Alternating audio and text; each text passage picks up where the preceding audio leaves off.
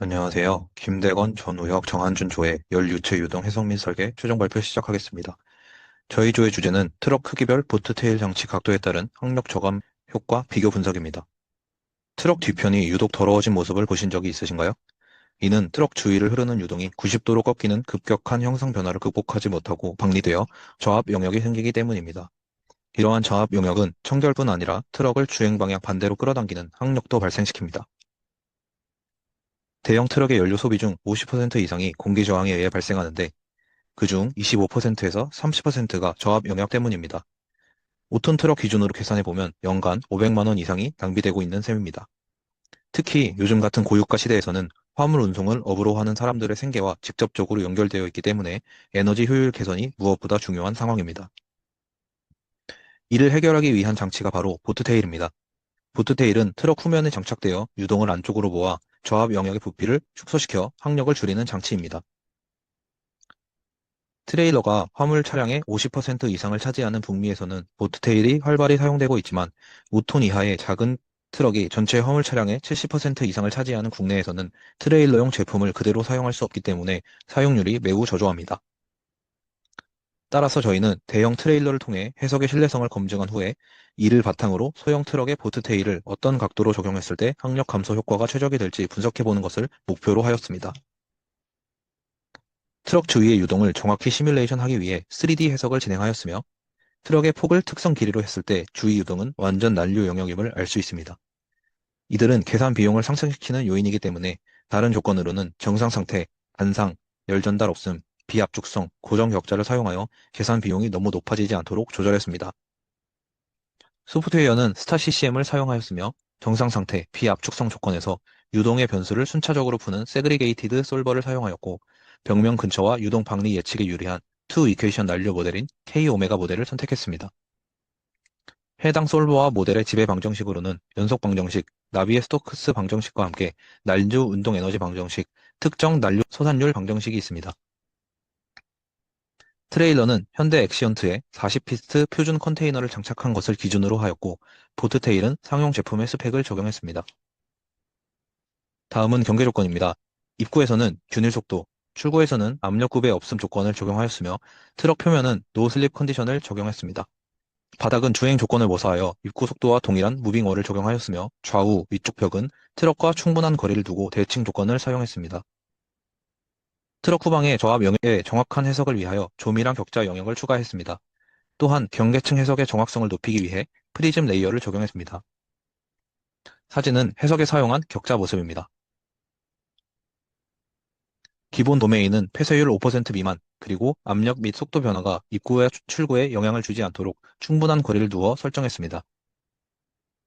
이를 바탕으로 격자 의존성 테스트를 진행한 결과 미디움과 파인 메쉬의 항력 개수 차이가 0.3%로 매우 작기 때문에 계산 비용을 고려하여 미디움 메쉬를 선택했습니다.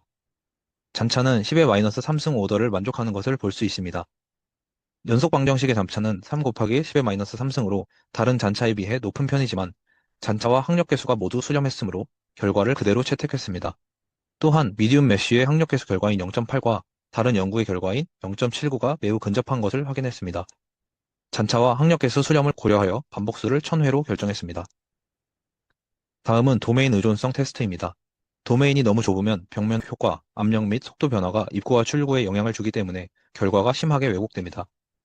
테스트 결과 미디움과 와이드의 확력 개수 차이가 4%로 작게 나타났으므로 계산 비용을 고려하여 미디움 도메인을 사용하였습니다. 해석 결과 보트테일 각도 12도에서 항력 개수 저감 효과가 가장 크게 나타났습니다. 다른 연구들의 항력 개수와 그 감소율을 비교했을 때 근접한 결과를 보였으므로 본 해석의 신뢰성을 확보하였습니다.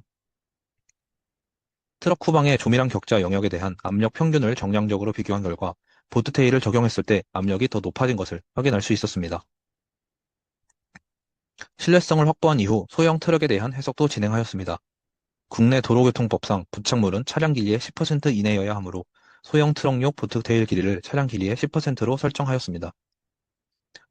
소형 트럭에도 마찬가지로 격자 의존성, 도메인 의존성 테스트를 진행하였으며 잔차를 함께 확인하여 적절한 반복수를 선택했습니다.